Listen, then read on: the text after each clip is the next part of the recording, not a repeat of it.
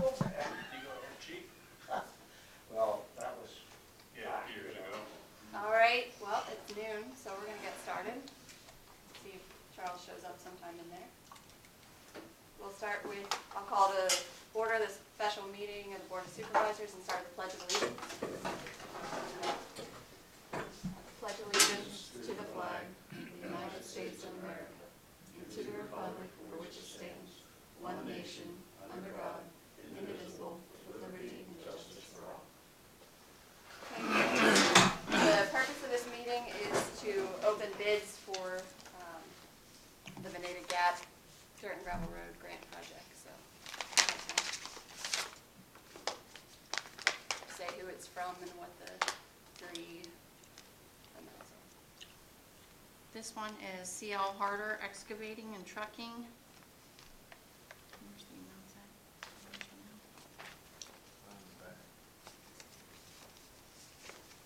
That should be that page right there. This one? Yeah. So say what it is. For the compactable shale or equivalent, $12.25. 4 minus stone or equivalent, $12.25. And 2A stone is $15.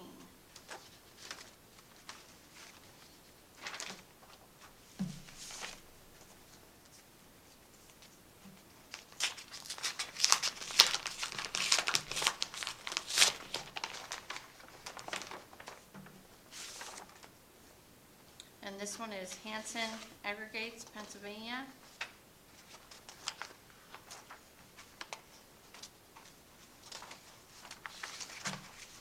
And this one is for the compactable shale or equivalent, no bid. 4 minus stone or equivalent, $15.75. And 2A stone is $14. What was the last one, please? 2A stone for 14. 14 per ton? Yeah, How many tons? it's 5,000 plus or minus. You don't have any of your stuff here with you for that, do you? Huh? Can you get that and can you total those up with her so that we have what the dollar amount's going to be for what we need while we go on to some of these other things?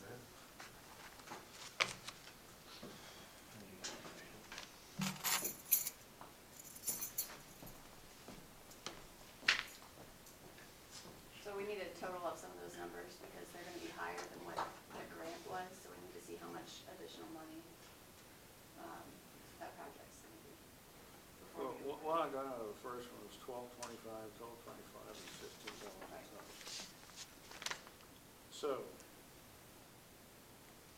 what we have to tally up is the number of tons times the price per ton. Right. What do you- He's going to do that while we move on, and we'll come back to that. Okay, all right, They're clearly less, Harder is less than Hanson, yeah, but I want to see what the total amounts are. okay. Okay. So we do have some other items for business, so we'll allow for public comment at this time, if anyone wants to give public comment. Okay, no public comment at this time? well, I might have. I'm not sure how to go about this, but a lot of people, I've been talking to a lot of people, and they don't realize that we do not have a fire company over here now. Their capabilities of fighting fire is sitting over here, and the other tanker or pumper is over at Clicks in Mill Hall. And we have to depend on mutual aid. We got called from mutual aid, they asked for the 6-wheeler, and they took the brush truck. And then I guess they did, I don't know, if they have a trailer. George Shook used to see that 6-wheeler got out on wildfires. Well, our illustrious chief drew George out of the company because he wasn't a fit firefighter. And so, if we have mutual aid, Charlie, we just, you know, we have to call mutual aid when they're nuclear fire at the right time, because we just don't have that. We don't have any one sitting over here with the pump out, one sitting over there. I don't know what's wrong with it, but it's been over there for a good month. Maybe Charlie knows more about it than I do. But Haven't been told a thing. people do not know what's going on in this township, in this fire company. And I talked to Doug the other day about it, and we have to, I think we have to do it, because if something happens, and the fire company's in problems, you know where it's coming back to, township. And, you know, it's very possible that both the fire company and the township could be in court. I'm hoping that doesn't happen, but it could happen. So, I just wanted to make that known, and a lot of people that I've talked to doesn't really know what's happening. They think they still have a fire company, they have full fire protection, which they don't have full fire protection. And I think we really need full fire protection. So, I have been the EMA director for years, and our chief decided that he was going to wipe out all the channels on my radio, which he did, and never told me about it. I'm out there with people back in the mountain, especially, that come out to help if there's a storm or something, to cut roads in so we can get emergency vehicles back through. And that's a threat on life as far as I'm concerned. Because we'd been back there working at 2 o'clock in the morning or something, and somebody got hurt, I had no communications that I didn't know it. And then I called the center, they said, yeah, it was wiped out. And I said, why? He said, well, I'll have to check on it. Well, as soon as I hung up, he called the chief on the radio, and he said, I'll call you back, and he never called me back. So I called him again. And he said, well, we could probably reboot it, but we don't know who owns the radio. And I said, it's Farmers Relief Radio. You people had bought the first radio, and Doug remembers that. And then when they changed over, the chiefs got new radios. They gave EMA the one chief radio, which is basically just a plain radio, two-way radio. And they put EMA channels in. And of course, we wiped them out, and I've talked to several people about it, and they think it's all wrong, but so far they haven't been able to do anything. But I got a call in the EMA now about it. State, you know. I talked to people in Belfort, and they really can't do anything about it. So, somewhere along the line, we're gonna have to tell that chief over here to put that the radio belongs to Farmers Relief, but it is an EMA radio, and put those channels back in. Because that's dangerous. That is very dangerous. That's really all I have. Thank you. Anything you want to say about that as president? I wasn't aware of any of that until Donnie just mentioned it. Just like most of the residents of the township. I can't help wondering if we shouldn't consider contacting Center Hall in Wilhelm and asking them to cover for us until the pumper situation gets resolved. That's what they currently are, it's mutual aid. Yeah. But we can't, you would have to contract with them, and then the firemen's, the money you get would then go to whoever we contract with. So, but I don't know enough about the ins and outs of fire company operations to know whether that's something that needs to be done. I'll call it Thursday and talk to them about it. Maybe a good thing to do would be show up at the meeting Thursday night as a citizen and ask some questions. Meeting starts at 7. The issue of the radio is a major issue though, and it was discussed at the EMA training that I went to in Potter, who said that all the EMA should have radios, so that needs to be figured out here, I would say by our next meeting, whether the fire company fixes what happened with the radio, or whether the township then has to purchase a radio for the EMA. Can you work on that? I can ask Thursday evening. What does a radio cost, I'm thinking $1,500 or something like that. 1,500? I'm thinking that's what. Now I think you can probably get some that's down around 700, but I haven't bought a radio since I was chief probably, so. When was it turned off, Donnie? You remember when they had the gear inspection? Over Yeah. there. I had all the channels when they announced it the first time. I had everything, because I checked it. And when I went to come out to get my gear inspected, I checked and there wasn't anything on the radio. And so that's when I realized there wasn't channels on. So when I came out, they were checking me in, and I said, for some mysterious reason, all my channels got wiped out of the radio. And of course, Scott Brienne and Darren Gressler had a little conflict. They said they couldn't read a number, and they went over in the corner and they were talking. And then I was told by a fireman, he asked me if I had channels on my radio, and I said no. He said they had them wiped out. They weren't going to tell you, when you took it in for repair, they were going to keep it. They were going to tell you that they were going to keep it a couple of days, and then Scott was going to get it and not give it back to me. That was what, a month ago, a little better? Not, about a month ago, I think.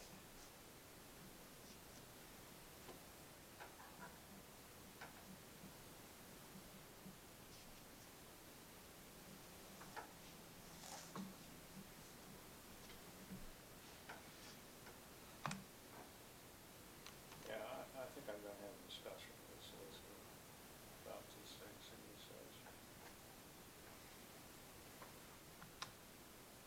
Is that it for that? Is that it for that discussion? I have no more. Thanks, Don. A couple things. Alternate SEO. So Stan Wallace is currently our alternate SEO, but he was the designer on the plans for Family Life of Penns Valley. But there's some clause that he would either have to resign as our alternate SEO, or they would then have to start all over again with a different designer, unless we amend the SEO fee schedule to add these last two lines on there. I mean, these last two paragraphs? Yeah. So if we amend, so it's not changing any of the fees, it's just adding those stipulations. This way Stan can continue, and then Family Life can move forward with their project, which I believe is actually supposed to begin this week. But they couldn't have the permits issued until this issue was resolved.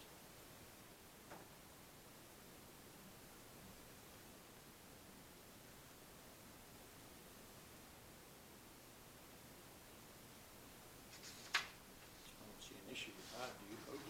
No, So I just need a motion to amend the SEO fee schedule. I'll make the motion, I'll second that.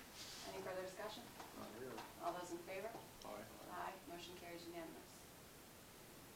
Next issue is the underground fuel tanks. So we had made the motion to get that work done on them from the DEP inspection. The guys from, what's the name of that company? DMS. EMS came out, and there were issues with, the plans had said that the pipes were fiberglass, but they're not, they're just metal and dirt. So that's not legal. So they sent another proposal out, which will move, is it the pumps? Mhm. To on top of where the tanks are, so on top of the concrete slabs above which will alleviate some of the piping issues. And I mean, that's basically the gist of it, but the proposal was $10,900. But we're still under the gun time-wise because it's supposed to be done by the 15th. So we'll need to make a decision on what we want to do with that and make the motions. And it would be a little bit of a blister, but I think for down the road, I'd still like to see them disappear, the fuel tanks. It's gonna be, I followed up with some of them, and they said, even if we help, there has to be a certified person on board for us to take them out, so they figured $4,000 to $5,000 to $6,000 still to take them out, do away with them. We go to put in an above-ground storage tank. They said they're looking anywhere between $5,000 to $10,000 a piece per tank, one for gas, one for diesel.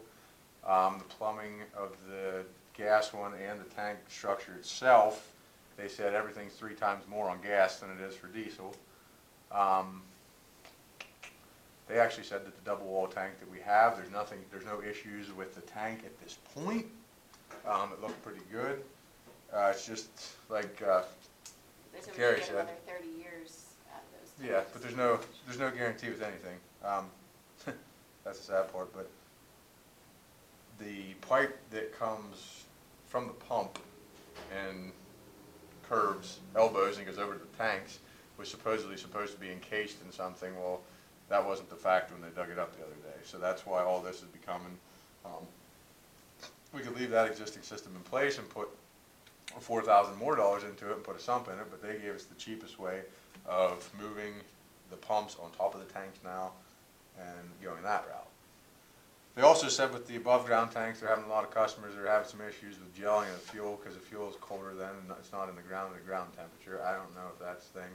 The advantages of the above ground tanks is right now there's not as much EPA and federal regulations or inspections required for them at this point. Down the road, who knows? Everything's going to be a pain. But we had the potential if we would ever move them. But you're looking at, like I said, $5,000 to $10,000 a tank plus all the plumbing and everything, plus the $5,000 at least to rip the old tanks out. So you think the headache of traveling to Burkholder or to Center Hall still is too much of a risk? Well, if you want to pay an employee an hour each time to go get fuel during the middle of a snowstorm and they're not plowing snow, I Leave in mean, the township. in Another township. in a different township and put Leave them in the on. township. I mean, who's to say that there's not going to be a line a mile long? I mean, there might not be nobody. I don't know. I just don't like, then it's us. I mean, the T-tags suck fuel like a pig whenever we plow with them. So it'd probably be every time that we plow, we'd have to go and get fuel at that point. And then you look at the safety aspect of our guys on the road more as far as on a road that's traveled more too, so. Just a thought. Well, yeah, the only, I mean, we have a front end loader and a backhoe too. And, we can't even carry enough on the pickup truck to fill one of those tanks, can we? Maybe the backhoe, depending on if it was not completely empty, but the loader probably not.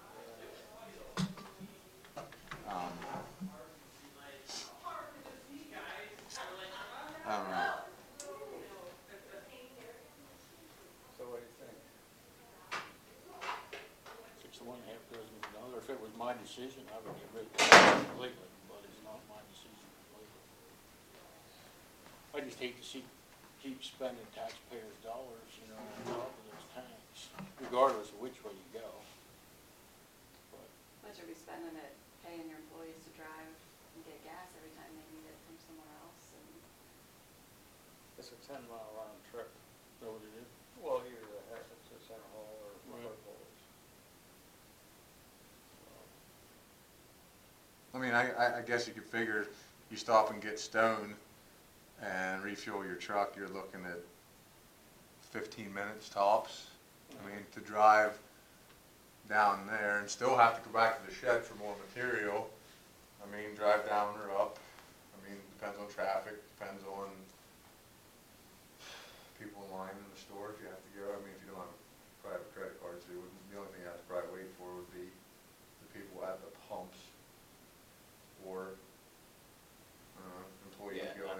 makes here. sense to have your fuel and your salt and your gravel all centralized. You go in there, you make one stop, you load the trucks, put fuel in, and then you go back out again.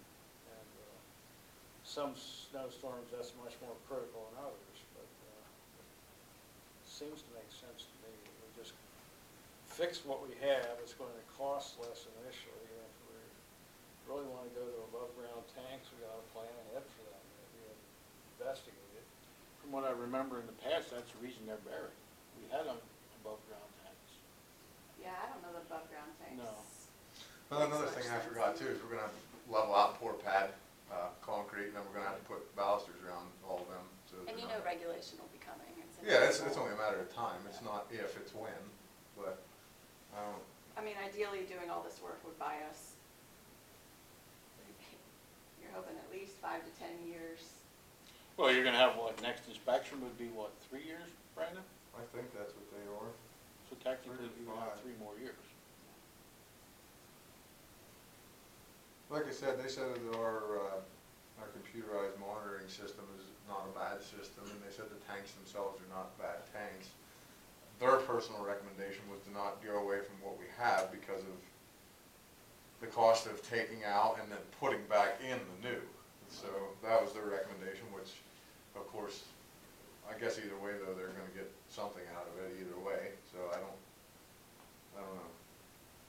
You guys do what you think's best. I wouldn't even consider putting tanks above ground. Above? No, I wouldn't. So why don't we go ahead and fix what we have and see how it goes from this point? But I wouldn't rule out the others in the future. Yeah. So I'll entertain a motion to approve the proposal from EMS for $10,900 to DMS, not EMS, DMS, to repair the tanks. I'll make a motion. I'll second that. Any further discussion? Not here. All those in favor? Aye. Aye, motion carries unanimous. You guys will get that email at some point. I just got it yesterday afternoon, so I sent it this morning. So you'll have all that. There's 2 attachments with it. You'll have all that information in front of you whenever it gets to it. And you guys are gonna work on the certifications? Yeah, we have to have ABC operators for that, which I think it's $100, and you have to have 2, $100 per certification. And I think that is, that don't end. The Class C, we have to have 1 Class C, and that can be also an AB, and we can train ourselves to do that, and I think that was $10 every time that had to get re-upped or something, so that one wasn't that expensive to get done. But my suggestion is to have me and Todd do it. I know right now, yeah, it's more, but, and maybe even Pam here would see what makes more sense, but before there was, 2 people were Class A, Bs, and I was a C. Well, they both left, and now where are we? We have to do it again. So. Yeah, I think it would make sense for you and Todd to do the AB, and then, We can make We either can have Pam Pam or- or one of us as a C as well. yeah. I mean, So you'll work on that over the next 2 weeks then, before that deadline? yeah. Well, we can. Anything else on the fuel tank? Sarah Campbell Lane, we heard from Pantera and Ameron and the Schleidens today.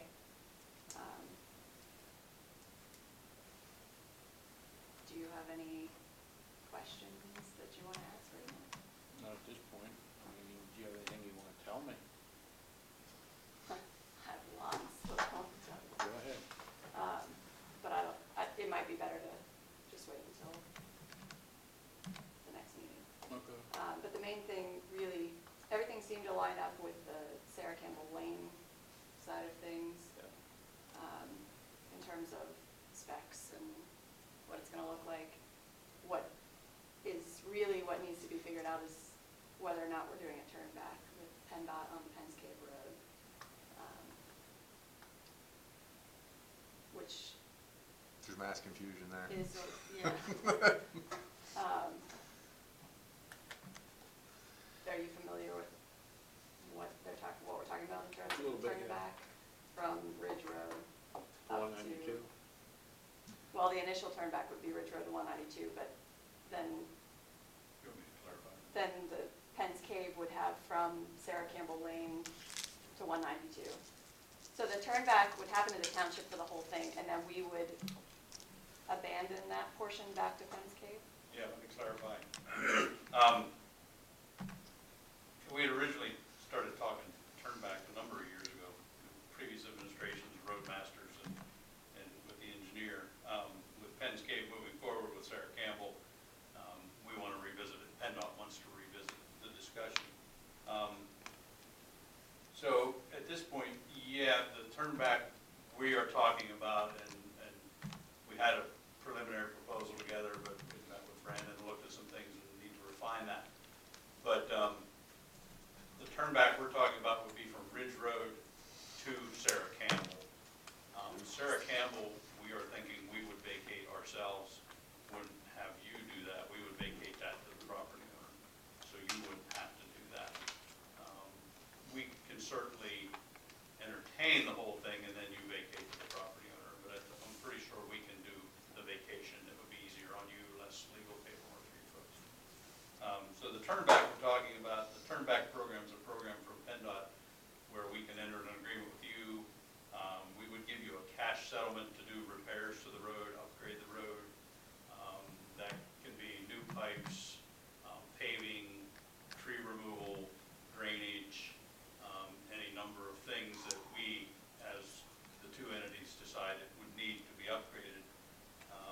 And we can also talk about, in that, as an option for that, maybe making the intersection up at Sarah Campbell better, as a township road, at least, a better approach for through traffic, and then a better control at the entrance to what would be Penn's Cave, the back entrance, if you want to call it that.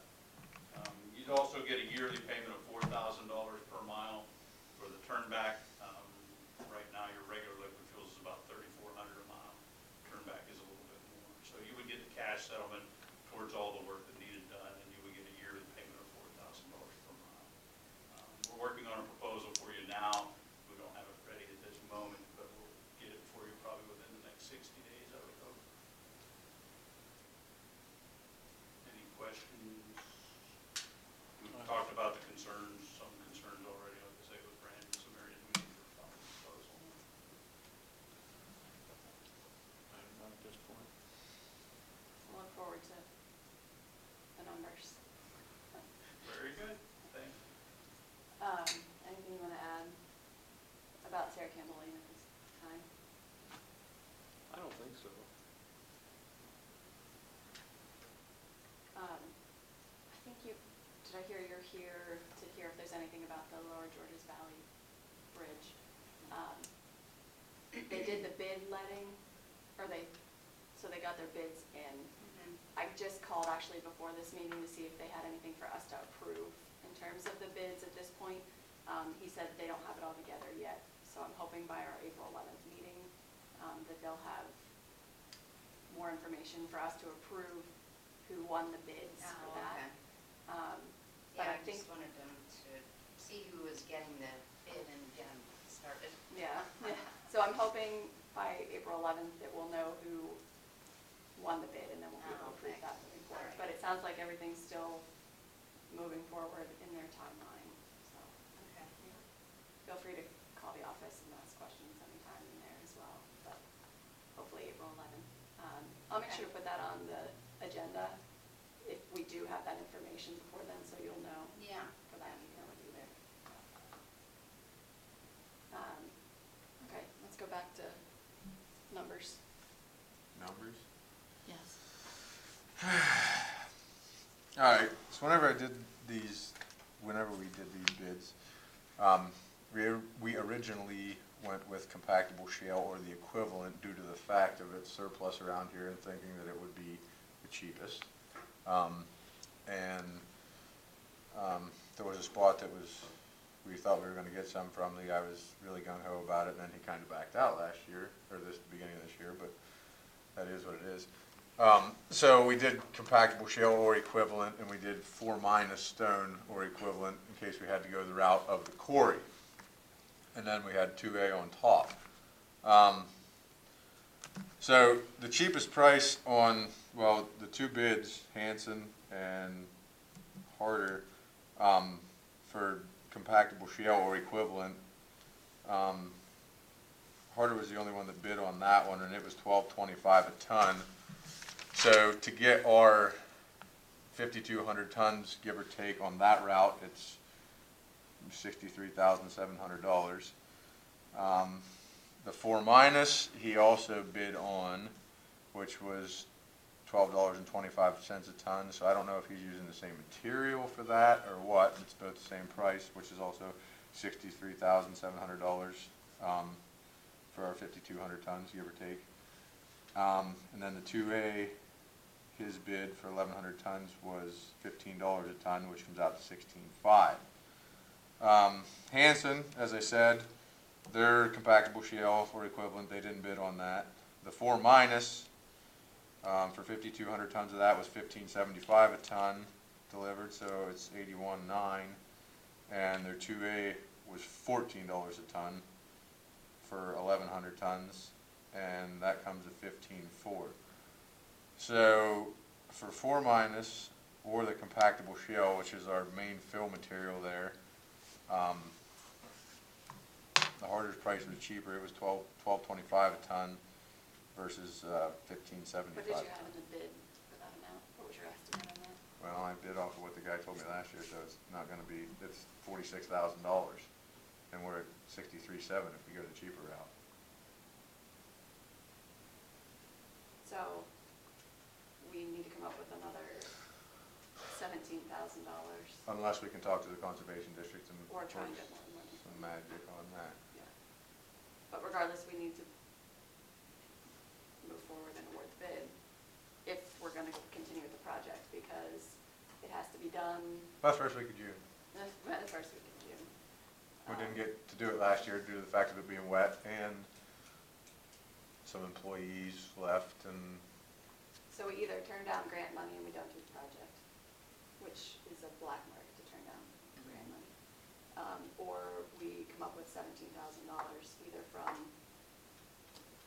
liquid fuels or road and bridges, or attempting to get more funding from the, What do you think the possibility is, Brandon, to go back and see if you can get more funding? I can try. I can't promise you anything, but No. I mean, they always said that it's easier to go higher. And like I said, there's a local person that said that they were interested in doing this last year. Gave me a price. So I went ballpark off of that price, and then now I did it last year as well with a Corey Stone, which is substantially higher, obviously. And when you're going for the grant, I didn't want to make it $30,000 higher. So I'm the one. I screwed up. I should have went higher than what I did. It's my fault, but. I don't know. I can call and see what I can do. I would at least try. so if we decide then to move forward with the project, then we need to make a motion to approve to Yeah. award the grant, or to award the bid to. Are we able to come up with the other 17,000? Out of liquid fuels, I would assume I that mean, we that could. would- There's yeah, just I maybe didn't less bring the budget with tar me, and but- chip, maybe less tar and chip work that we do. But I was concerned about that as well. And like Carrie said, I guess that's what the money's for, is for roads. So.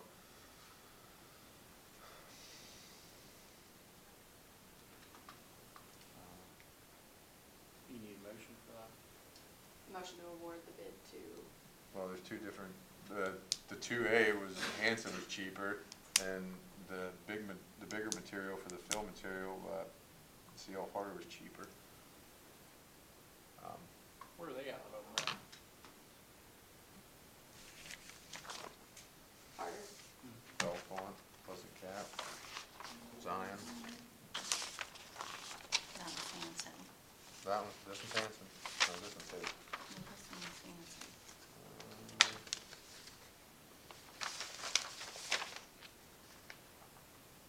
Belfont.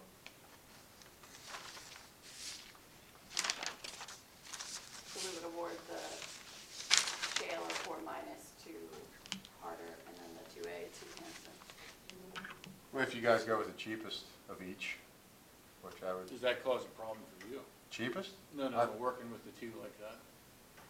No, I don't think we still gotta just look at the bottom of the line, we'll figure it out one way or another. I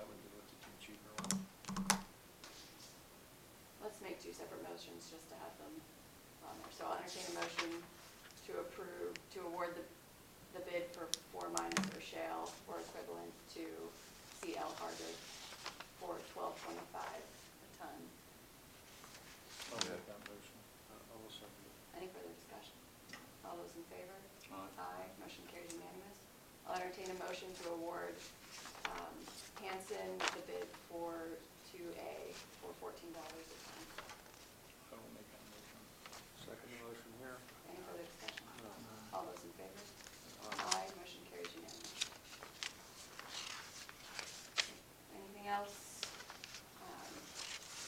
We're going to go into executive session to discuss security matters. You're more than welcome to wait to come back in, but that's about all we're going to have.